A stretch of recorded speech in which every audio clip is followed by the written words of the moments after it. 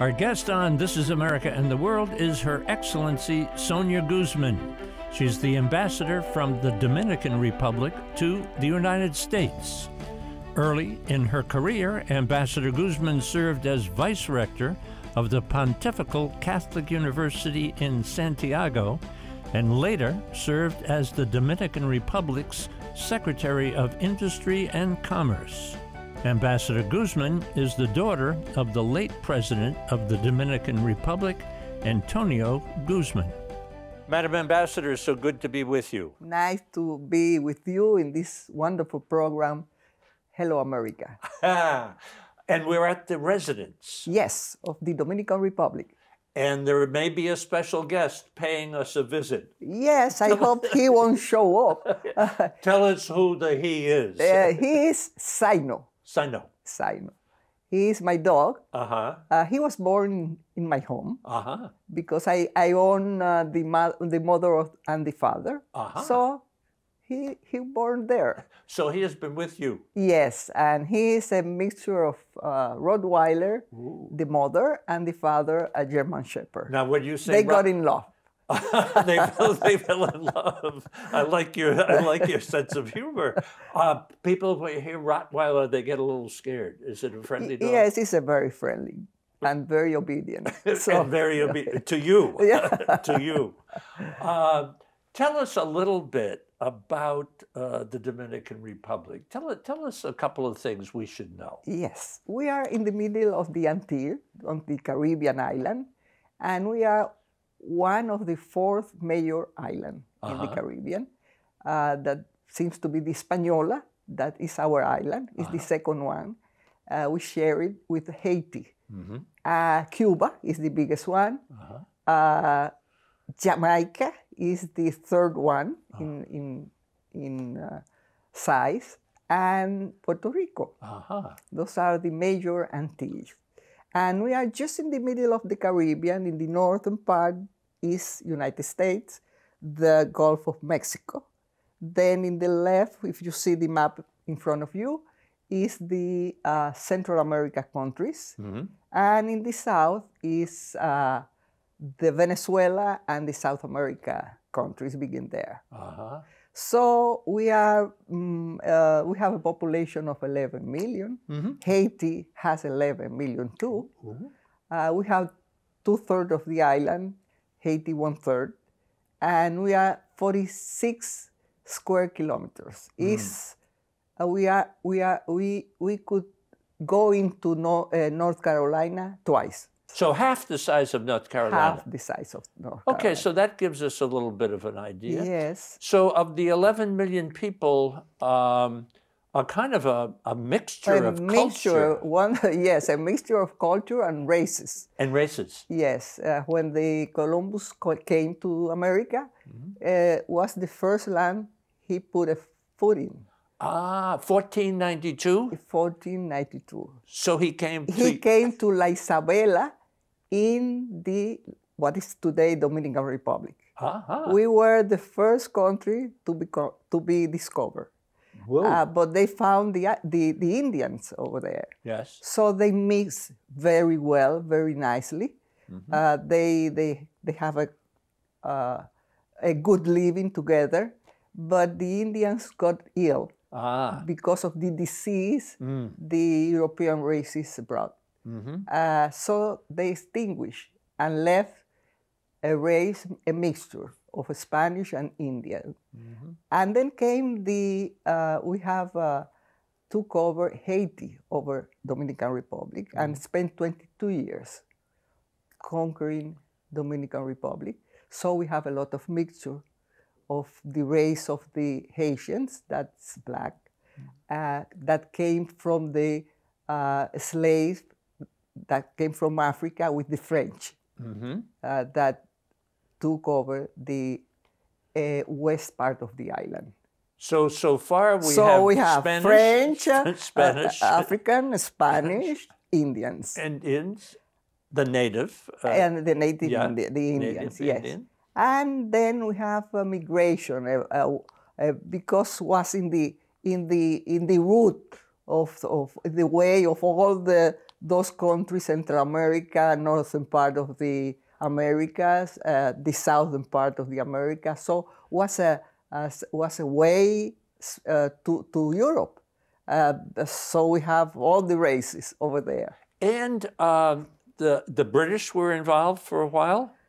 Not the British, not too much, not too much. Okay, but the Americans were... Because you had a lot of influence in the war of independence war of the Haitian, because the Haitian was the first one that made the constitution and free of the slaves. Mm-hmm. So in that movement of freedom of the slave came to the southern part of your country. Whoa. That's why began the movement of free slavery. So the influence of Haiti, if you go to the museum of African Museum, is wonderful because explain that influence that the Haitian took over here. In modern day, there are also even your president.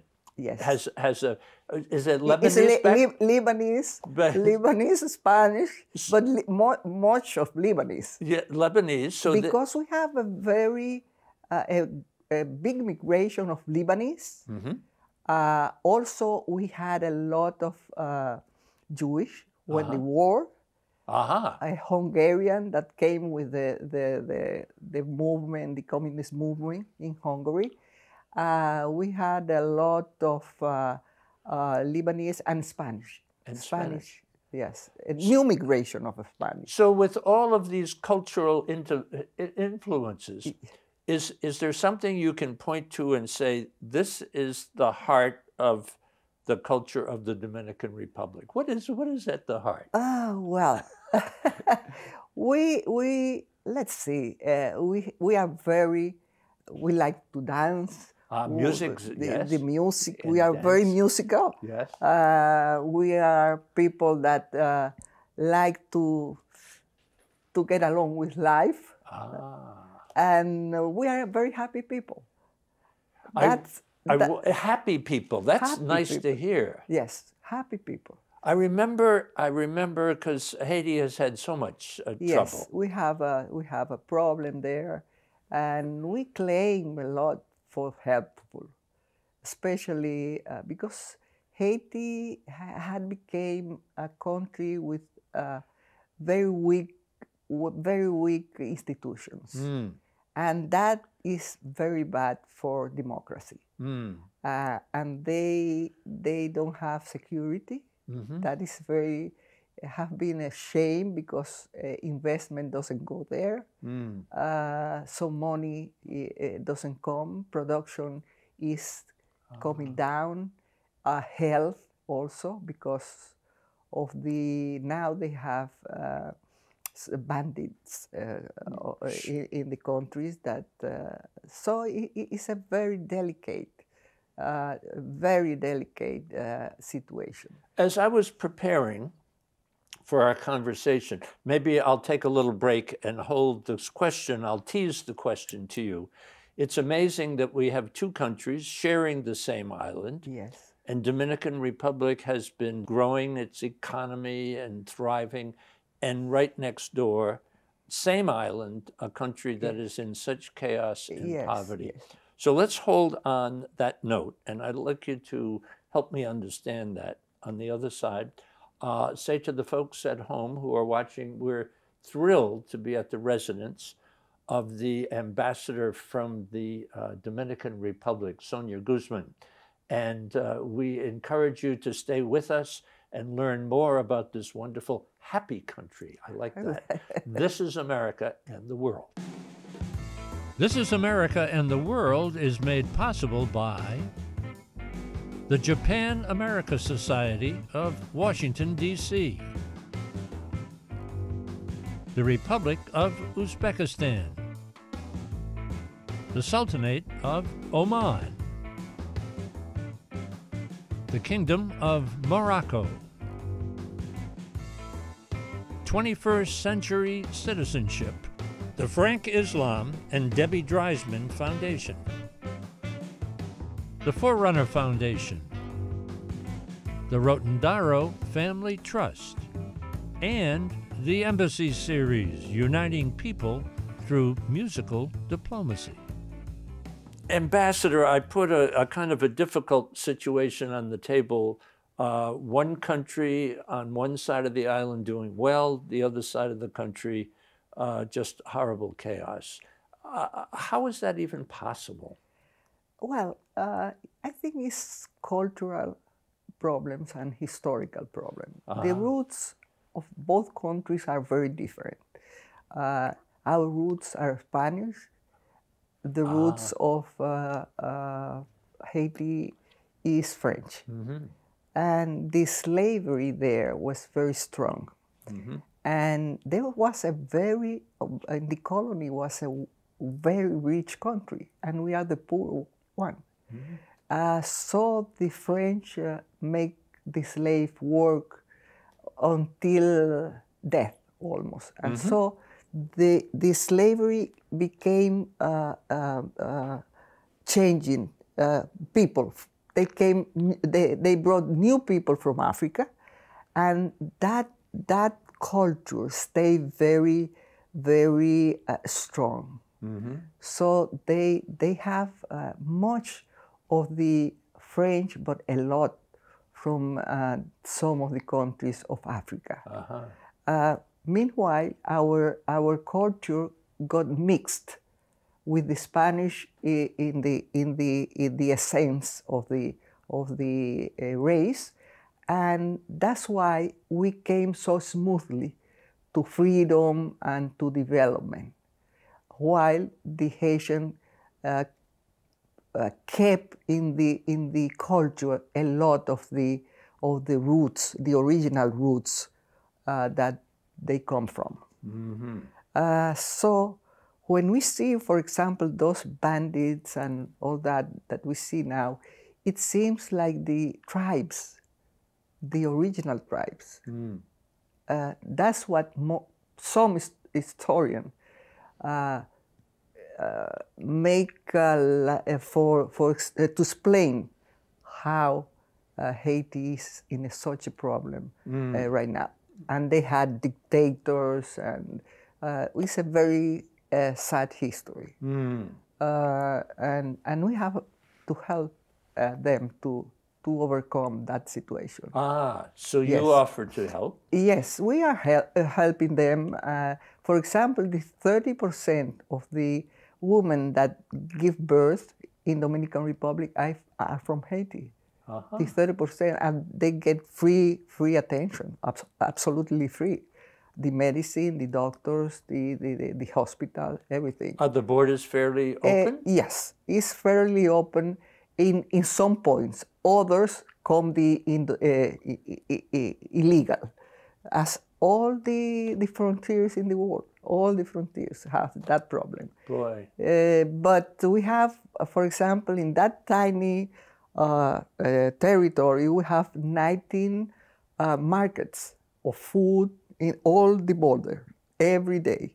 So they can come buy food, clothes, and they go back. Whoa. So that's a huge help for them.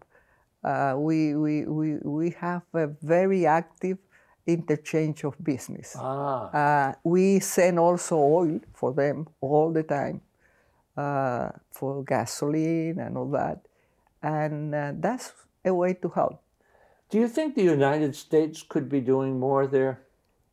I think so. I think so. France also. France also, yes. Canada, that's a very good friend and has a lot of Haitian. For example, we have around 1 million Haitian in my country. 1 million? 1 million. Of the 11 million? Yes. No, in addition to the 11 million. In addition to? In addition of the 11 million. And now we are around 300,000 of Venezuelan. Oh. So it's for a tiny country, not so rich, is a problem. But there is some stability there. Oh yes, we have a democracy, very stable. We have a social situation, very stable. To give you an idea, our interchange of goods is the number six in the hemisphere, in the Western Hemisphere. So it's a fast-growing economy. A fast-growing economy. We grow in 2021, 12%. 12%. 12%. 12%. From one year to another. So we've kind of stumbled into this wonderful area that I want to talk about. Of what pushes the economy in the Dominican Republic? We have, well, first of all, I have to tell you that we have a free trade agreement with the United States. Yes. The DDR-CAFTA. Is Central America, the 5 countries of Central America and Dominican Republic. And that was signed in 2004. And in that time, almost 20 years, we have been pushed a lot by that free trade agreement. The investment, the interchange, the stability in growing, the rule of law that the trade put as an obligation. And we have a very stable democracy. We have more than 50 years of democracy with elections, free elections every 4 years. And we have a stable government. And now in this government, that is new government, took over almost with President Biden, the same time. We have a president that is very concerned about the corruption. Tell me his name. Is Luis Abinader. He's from in this world of mixture races. He is Lebanese. Yes. We have a lot of Lebanese over there. Right. So he took over about the same time as President Biden. As President Biden, and he's a young man, 56 years old, and he's very concerned to establish a free and independent justice. We think that without justice, we don't have democracy. You mentioned the word corruption. I'm sorry to interrupt, but I wanted to make sure that word, what does that look like in a country? Yes. Any country, what does that look like? Well, to take advantage, for example, in our Latin American countries, we have a lot of that. And much of the politicians take advantage of their charge, of their positions, to make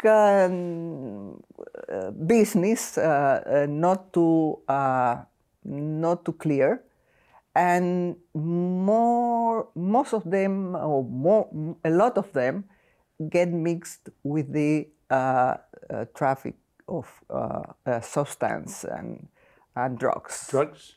Drugs. So we don't have too much of that, but we have a place. We are in a place in the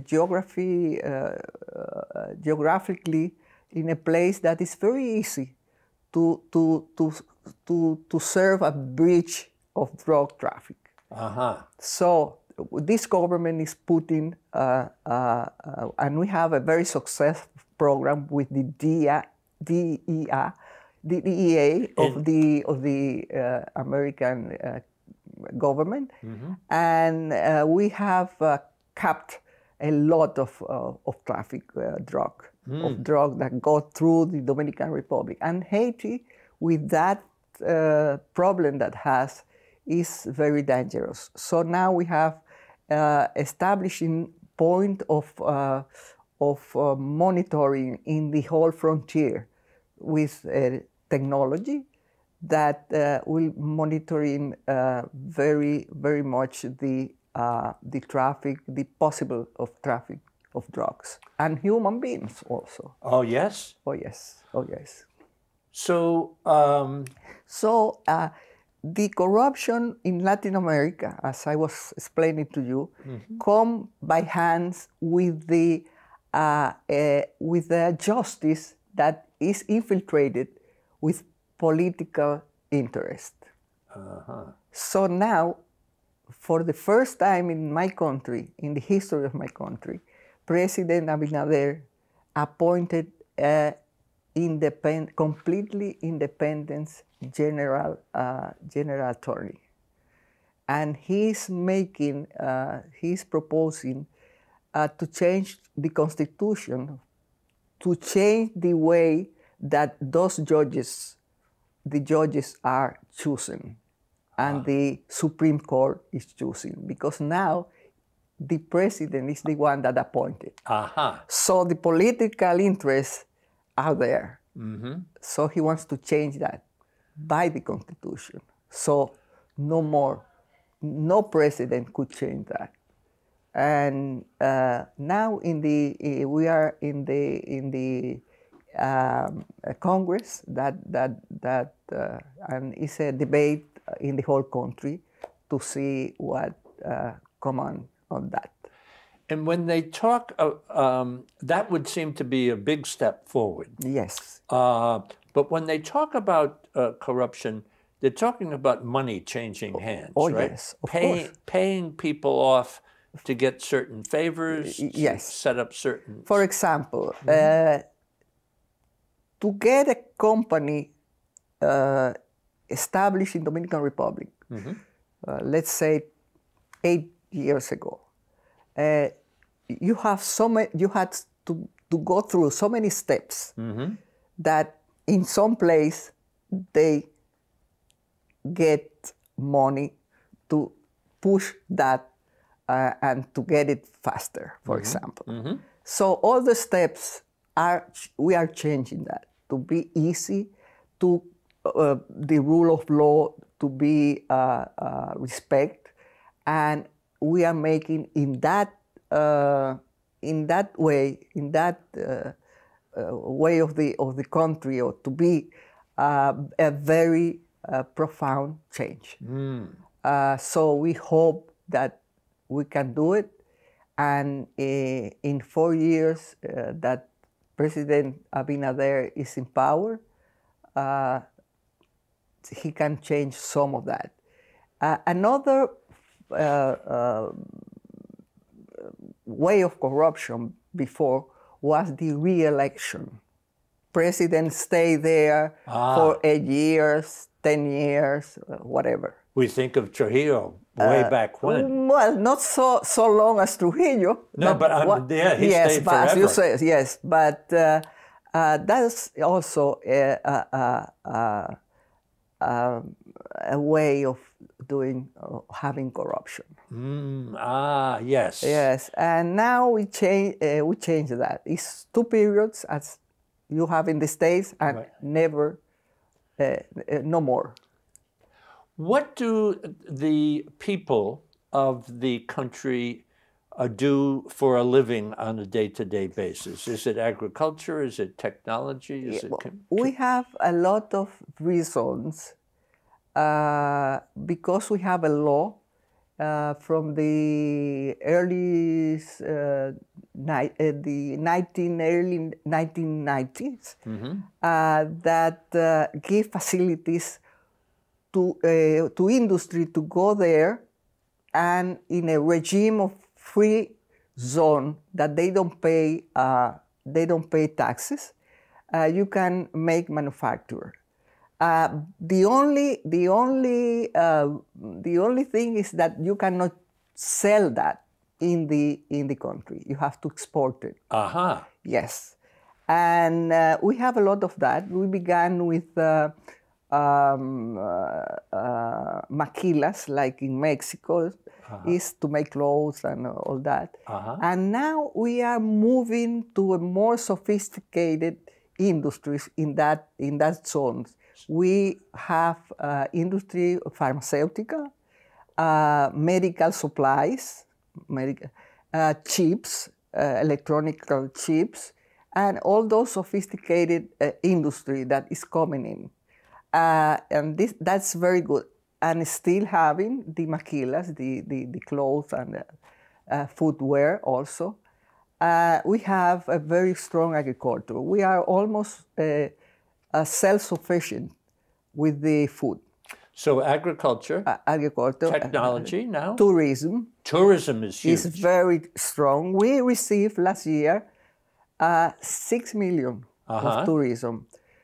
And from that tourism, 38% is from North America, is from United States. For information about This Is America in the World, visit our YouTube channel, This Is America TV, visit our website, thisisamerica.net, and follow us on Facebook and Twitter.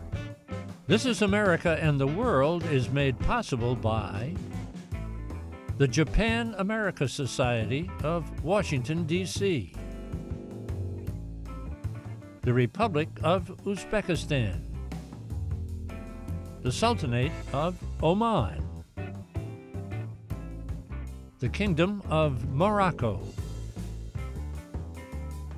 21st Century Citizenship, the Frank Islam and Debbie Dreisman Foundation, the Forerunner Foundation, the Rotondaro Family Trust, and the Embassy Series, uniting people through musical diplomacy.